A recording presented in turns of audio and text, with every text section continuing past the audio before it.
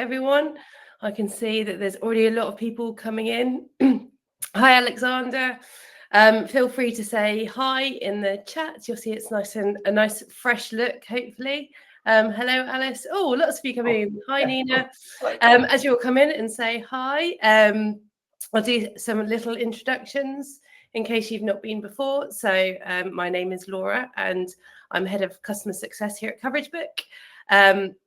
And with me is David. David heads up the customer support. So you might have spoken to one of us on support. If not, you will have probably spoken to Will, and Will is sitting there in the chat with you all. He said hello to you all. Hi, David. Hi, Nan. Hi, Dustin. So glad to see you all saying hi in there. Today we will be talking all about adding broadcast coverage.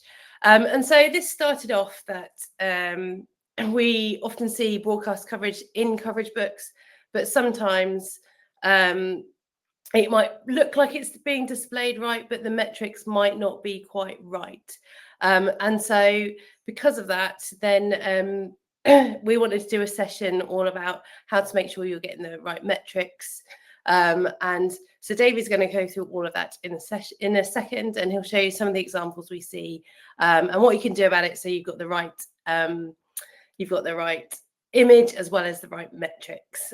So I'll send you all a recording after this, so you don't have to take loads of notes, but feel free to ask questions as you go along. We'll answer any that he can, and then we'll have some time for Q&A at the end as well. So try and keep these to half an hour. I will pass the baton over to David now, who will take the majority of the session, I guess. Thanks, Laura. Hi, everyone. Thanks for joining us today. Okay, I'm just going to share my screen straight away, and we are going to dive into a book that I've created. So hopefully you can all see my screen now. I have imaginatively titled this as Broadcast Coverage Examples, but I know that Laura earlier mentioned perhaps it should be called Whoopsies or Bloopers or something. So today we're going to be looking at just some of the common mistakes that can happen when you try to import URLs from monitoring services that contain broadcast coverage and how to fix those. We'll look at how you can add media files and screenshots to better present file-based coverage like broadcast clips, but this would also apply to print and radio coverage as well, so exactly the same. We'll look at how to make sure that your metrics are accurate as well for adding things like broadcast coverage to make sure that you're reporting on the right numbers. And then afterwards, we'll look at some hints and tips around what to do if you get something like a huge syndicated TV release. How would you handle that inside a CoverageBook report? And then finally, we'll look at how you can create, edit, and manage all of your media outlets. So hopefully I'm going to get all of that done in around 20 minutes. So I'll get started. Now, I mentioned that we're going to look at some of the common mistakes that happen. So if I scroll down to the first section in this book, it's entitled Broken Media Links. Now, one of the things that we see quite often on customer support is that some users will upload URLs that are for their media monitoring services. So you might well use one of a number of major or smaller media monitoring services that will source your more traditional media, so broadcast, print, radio, etc. Normally what happens is when you try to import a URL from one of those services, we kind of can't get to that actual information because it will require a login at your side to sign into the service so that you can access the content in your monitoring dashboard, or it might well be that the embedded video is only visible to users who click on that link in their local browser. So sometimes what can happen is you'll upload a URL like this and it will kind of break, so you'll see a bit of a grey image, nothing there. It'll pull through like a little login message at the top. And this is where you'll also start to see that the template for this coverage isn't quite right. So instead of it being like a television style template, it's actually trying to pick it up as an online web page. Essentially because if you use the green plus add button in the top left corner to import coverage links, this works brilliantly for things like website coverage, all of your web articles and all of the social media posts that we support. We'll use that URL address to grab screenshots, grab metrics, and it will all work pretty seamlessly and quickly for you. But for things that are kind of links that are deeper in a site or require a login, this is where you run into these kinds of problems. Yeah, so as you can see at the top, we try to blank out the audience numbers for these types of coverage as well, just so that we don't report on those. But you may well see things like domain authority and other metrics that aren't really relevant. We'll also show like this is an online piece of coverage, which isn't quite relevant either. Another example that we can sometimes see is Google Drive links as well. So lots of users might have their own local networks where they're collecting all of their files and stuff, and you can share them internally via your Google Drive, which is great. But if you upload a G Drive link to CoverageBook, sometimes that won't work very well either. Often you won't see an image at all. But if we can access a publicly viewable Google link, we might be able to pull through an image like we have done here, just as an example of what you might see. But it's not going to work very well, and especially if you've got like an MP4 video on that G Drive link, it won't be playable because obviously we can't go back and access your local network to grab that file. So it's just going to look a bit broken. And again, you'll see things like page not found, online, sign-in messages and stuff like that. So it's just, yeah, it's not presented very well.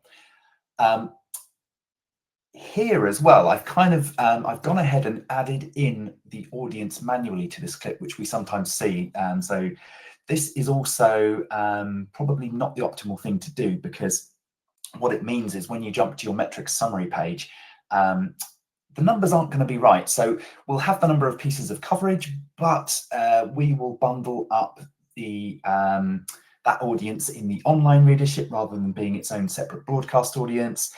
The views might not be correct if it's pointing to a website and we're using that number, and also the domain authority average might be skewed. So I think the best way to say that is if you upload media monitoring links, sometimes the numbers can be skewed if it's for something like broadcast or radio coverage. Now, there are ways that you can fix this, and what I'll show you is the first option. If you have already got these types of links inside one of your reports, it is fairly quick and easy to assign it to a different outlet or to create a media outlet for it that you can use manually. So we'll look at that step first, and then we'll look at how you can upload your own files and images as well. So for example, if I take this Google Drive link, okay, I've got an image here. So what I'm going to do is I want to swap this to a TV outlet category so that it's better presented. So if I click on the Edit Outlet button at the top, you will see that this will give you details about the outlet profile.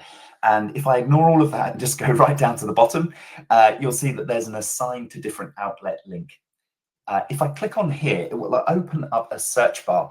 And this is really, really useful because I would always recommend that especially if you work in teams, it's always worth searching this bar first to make sure that the outlet doesn't already exist and hasn't already been set up in your account, in which case you can just use that. So a perfect example here is I might want to search for David's TV station. Great, okay, I've actually got that, that TV station already in my account. I can just click on that and click next. And we will show you a quick preview of how this clip will be updated with those numbers. So I can see that actually the broadcast audience has already been added. We've got a logo and a description. So once you're ready, just go ahead and hit save, and we will then update that clip to show as a TV item. So a few important changes here, really. So the audience will now be broadcast specific. And we will also show an icon for TV, so you know that this category is for the right context. You can also add in things like views if you have this data available. And if there are any other sort of custom metrics or numbers that you like to track, you can just hit the Add Custom Metric link at the bottom. You can add in your own numbers. We'll count those up through the report for you. So if there's anything else that you'd like to add to this type of coverage, you can do that. Now, where this becomes especially helpful is if you dive back into the metrics summary page, what this now means is that I can click on choose metrics. I can go down to audiences. I can go to TV audience, and I can actually add that card to my metrics summary. So you can do this with print, you can do it with radio, you can do it with social. If you like to break out your different audiences and metrics into sort of category specific numbers, then you can do that quite easily in that way. So that's a better representation of something like broadcast coverage. Now, I would recommend that the best way to upload things like print, TV and radio clippings is to upload them as files. And it's quite a quick and easy process to do. So if you are looking at the overview page of your account, you can click on the add button next to any section to upload files, or you can just use the big green plus arrow at the top. And when we click on add files, you can upload a maximum of 50 files at a time. So if you've got quite a lot of offline pieces that you want to get into your account, you can drag and drop 50 or just select those. And currently for image formats, we have JPEG, PNG, GIF and PDF available. And if you want to upload playable media files, you can do MP3, MP4, WMV and movie files as well. The only limitation here is that the maximum file size will need to be 250 megabytes. If you click on the upload files option, just get rid of all my pictures of me there. I was just setting up my webinar profile. If I scooch down and into the broadcast area, you can see that I can choose to upload a playable media file and also still images as well.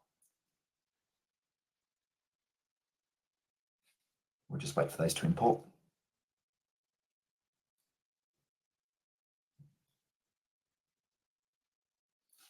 And click next. Okay, so from here I can choose which section of coverage I want that to go in. So I'm going to add a new one and just call this one new section, and we'll get those items imported.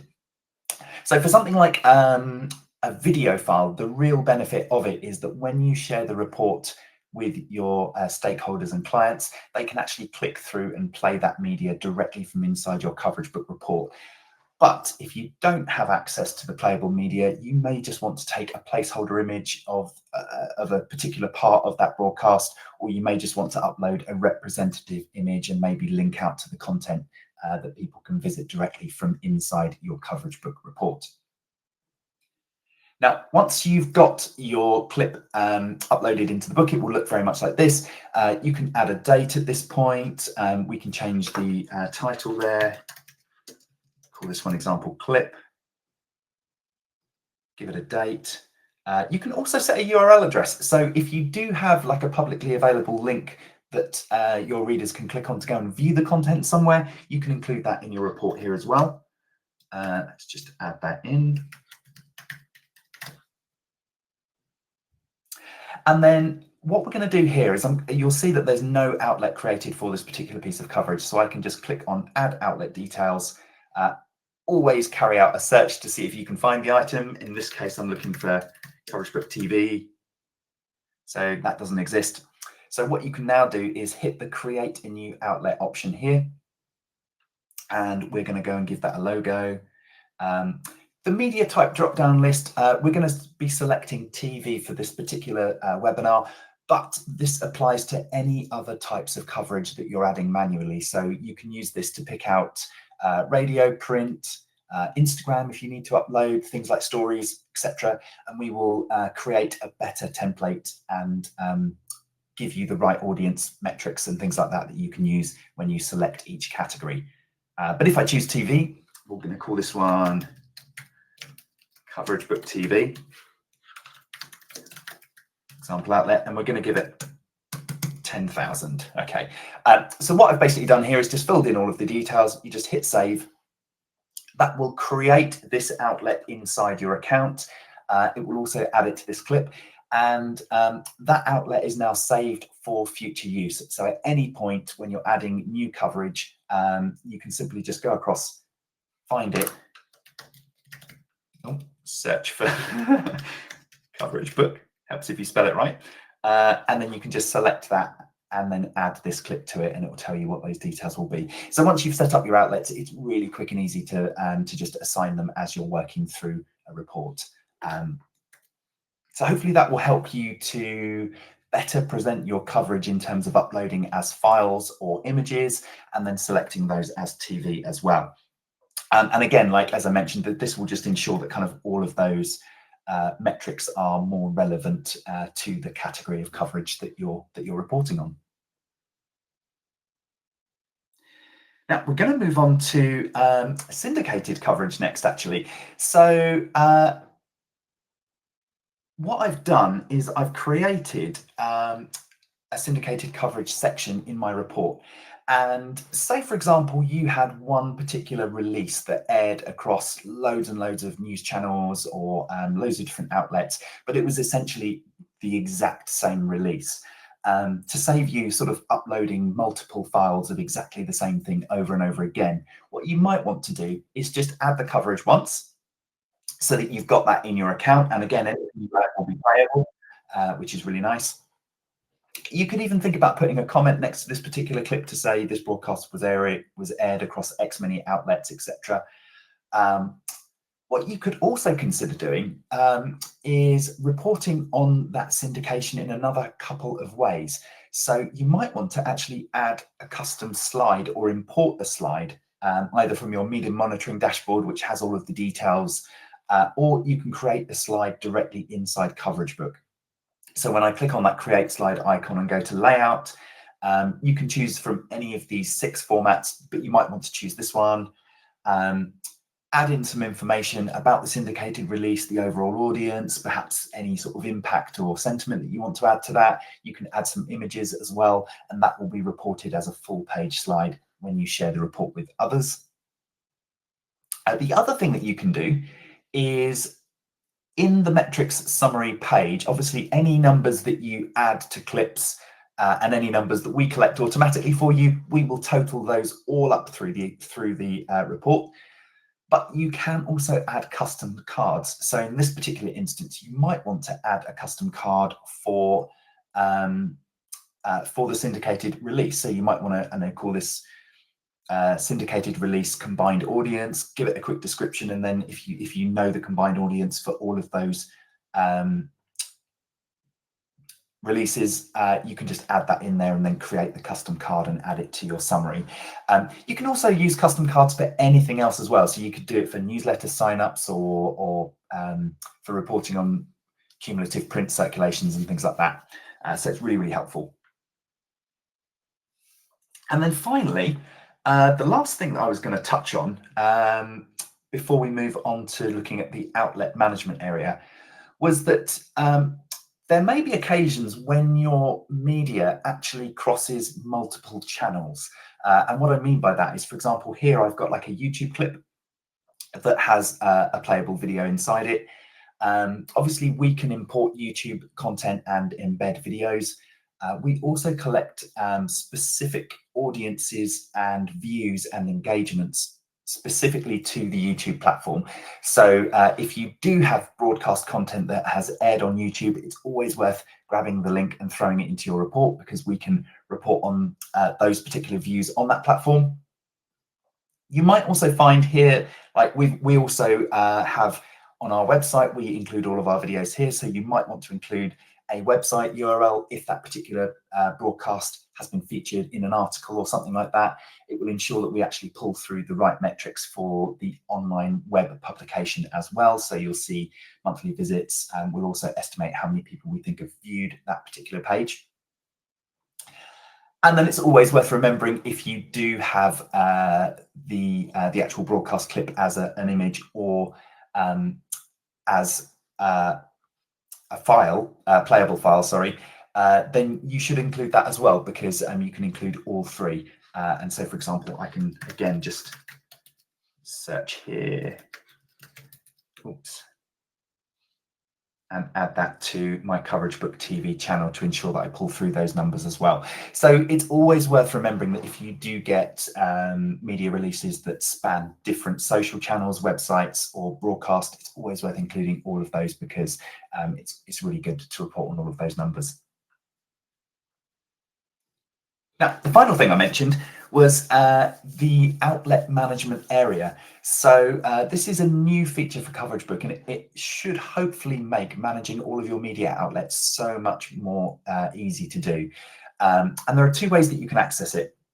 So if you are inside a book and you're working on a clip, if you click anywhere into the edit outlet area, you'll see that there's a manage outlet link at the bottom. That will take you directly to the outlet profile. But you can also access it from the Coverage Vault as well. And if I click on the Outlets tab to the right, you can see that all of the media outlets that I have created manually and that have been created by CoverageBook, they all live in this list. It's fully searchable. There's loads you can do. But the thing I wanted to mention is that you can actually create brand new blank outlets without needing to import coverage. So if you do have like a kind of a top list of media publications that you tend to always get coverage in, and the ones that you really target, you can actually create new outlets for those before your team add any coverage. So all they need to do is just upload the files, and then they can just assign each clip to that outlet as they're working in a book. So that might help save you a bit of time and keep things nicely organized. You can also do other things as well. So if you have user provided outlets like a TV outlet, or especially things like print or radio coverage, you can actually edit the outlet profile to do things like update to the latest audience numbers that you might have available. That will ensure that every time new clips are added, we'll collect the latest audiences that you've updated. And if you use the select button at the top, or pick out some clips, you can also push that updated data to a range of clips inside your account. So this can be really, really useful for making sure that any kind of edits that you make to things like audiences or descriptions or whatever, you can actually push those to all your past clips as well if you want to do that. I hope that's helped run through an overview of kind of broadcast coverage, adding files, making sure the metrics are correct, and some other ways that you can report on that. I think that's everything from me. Laura, did we have, it looks like we had loads of questions. We've got a few, thanks, David. I think Will's been busy on the keyboards today. I might throw a few to both of us. So thank you for that, David. That was really useful. I would say one of my favourite ones that you mentioned is when, because I do often see this in books, when you have maybe a broadcast clip and someone's also added it to YouTube, and we pull through those metrics, but obviously the people seeing it on YouTube, the views are very different to the people that saw the original broadcasted clips. So you want to include both.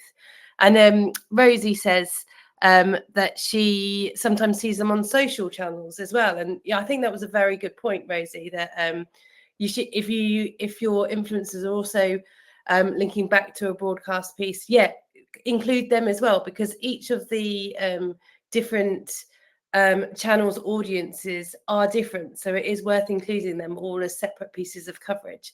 Just because this one piece of content generated it, you have to record, if you want to record your metrics perfectly, you want to record every single place where this piece of content appeared. So whether it appeared on TV, on YouTube, on the broadcaster's website. So it's really good to include them all and show how useful this was.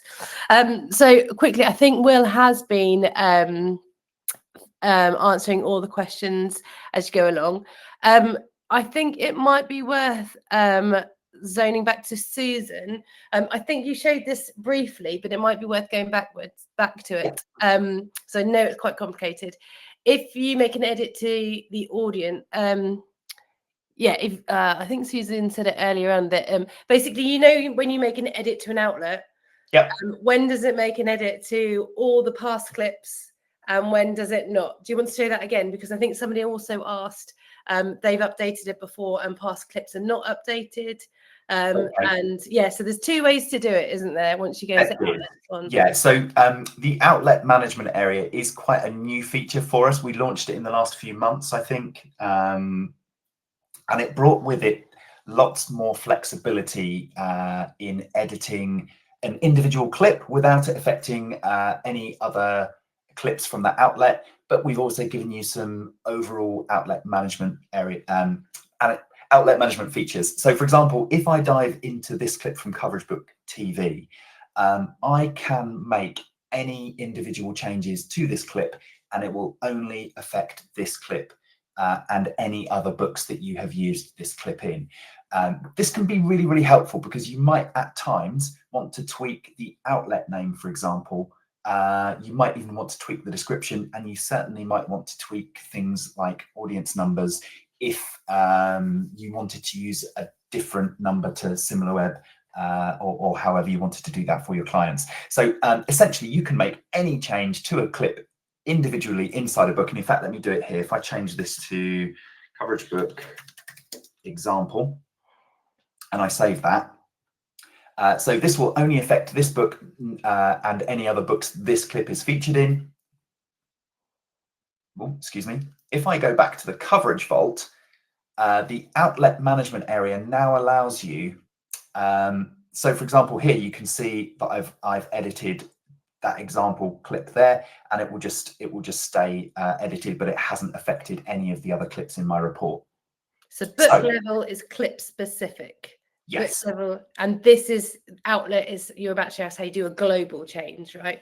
Yeah, absolutely. So this area at the top is the outlet profile. If I click on edit, I can now change any of this information here, but if you change any of the information here, it will be saved for all future clip imports that you make. So for example, if I change this audience to 20,000, it won't affect any past clips, but any new imports that you make will now have that updated audience number. So this is one way that you can update media outlets and preserve any past clips without going back and editing them.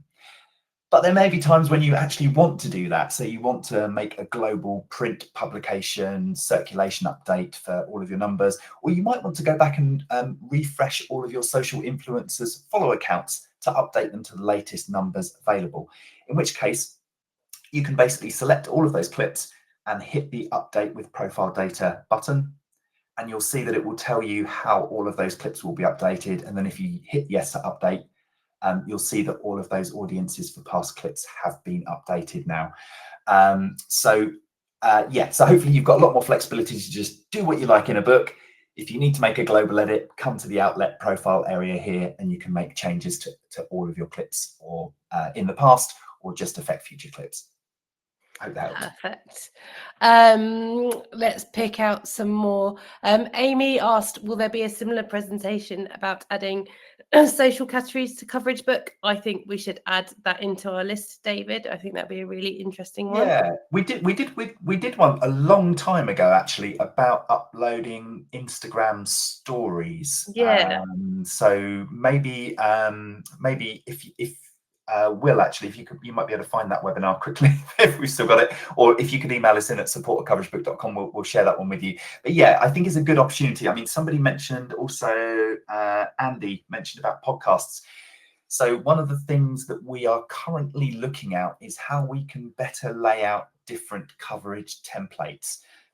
So we're going to create like some really nice blank default kind of presentations for you to add in your own pieces of coverage, because at the moment the list that we have is fairly limited to a few social channels, and we also have just some basic stuff like radio, TV, etc. If I just quickly click on create new outlet. So at the moment we've got this limited list of outlets. We're hoping to add more, so things like newsletters, podcasts, some other very popular social network platforms that we currently don't support, maybe coming soon. It's a work in progress. Please do stay with us on that. If you have any kind of platforms that you use regularly that CoverageBook doesn't support, please do get in touch with us at support@coveragebook.com. We'd love to hear from you, get your feedback, and hopefully we can include that as a future template. Perfect. Phoebe's just come in and said, if you don't have a video or radio recording, what would you suggest using as the main image? She says she sometimes uses the logo, but she's keen to hear other suggestions. Yeah, my first thing would be a logo, or if you have a still image of, so you've seen it and like you have the recording somewhere, but maybe you can't download it. If you can get a still image, that's quite a nice representation, I think, of it. Do you have any other suggestions, David? I think sometimes, sorry, I asked you and then I carried on talking. No, I think that's it. I mean, I sometimes see like radio stations are a really good one actually, where people might just capture the logo and then the actual show and the time and the presenter slot as an image that you can add. And obviously you can always link out to, if it's on Sounds or if it's on another type of platform or whatever, you could always include a link out to the content so that people can go and visit and listen or watch outside of their report. Sometimes I see the transcript as well. I think that's quite nice because then even if you don't have the actual video, you know what was said. So often with radio, I see radio clips and people include the transcript. So that's quite nice. So you get a bit of a gist of what's saying. Julian said, I sometimes use a pic of the interview. That's really good. Yeah, TV cameras always look good. Yeah, that's a great shout as well. So I think you guys have been very busy on the chat. So I think we have covered everything. We've covered podcast. If you have BBC radio coverage and have an online link to BBC Sounds, is it best to add it as radio coverage or as online coverage for metrics? So yeah, I think this is a really good example where you sort of want both, because you'll have the audience from the original BBC radio coverage, so you want that as the audience, but then you might want a link to it on BBC Sounds, and you might want to be getting the audience or any figures you can have from that. So because obviously the radio coverage won't include the BBC Sounds audience, so it's good to have it as both, but you might, like Dave said, want to use a link to the sounds beneath the coverage as just an indication of this is what it was. So include it as both, but yeah, you could use the link as well so people can understand what the coverage was about. So I believe we have answered everything. Oh, Claire says your customer support is top notch. This team always loves to hear that. We do try. Thank you everyone for joining us. If you have any, Martha agrees. If you have any other comments, keep the nice comments going. But yeah, if you have any other questions, always free to you probably get one of us three at the end of the support. But I always say you don't get a robot, you normally get one of us. So feel free to email us at support@coveragebook.com or hit your little chat button. And if you have any suggestions of more webinars that you would like to see us do, we're all ears. Thank you, Claire. Have a nice day, you as well, and Chloe. So yes, have a lovely rest of the day, wherever you are in the world, and hopefully I will see you all soon. See you later. Take care, everyone. Bye.